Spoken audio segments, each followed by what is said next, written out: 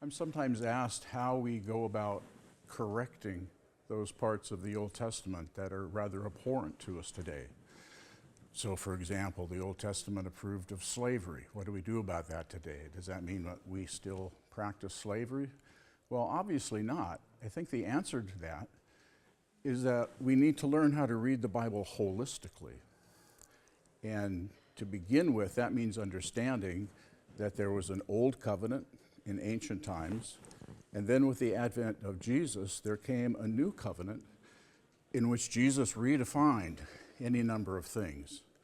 And especially for people who have faith in Jesus, we follow the new covenant terms and obey him, not the old covenant idea of things.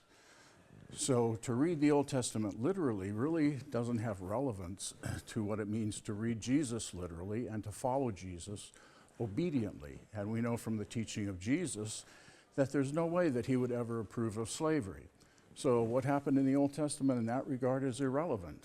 We've got to follow Jesus now today, who teaches us to love people as we love ourselves, to love our enemies as ourselves, to do unto others as we would want to be treated ourselves. And that means giving people dignity and freedom and respect.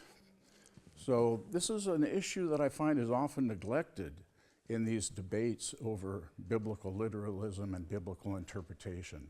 We've got to see the flow of salvation history from beginning to its continuation today and understand the change that happened with a new covenant in Christ that brought a new reality and new ethical requirements for God's people.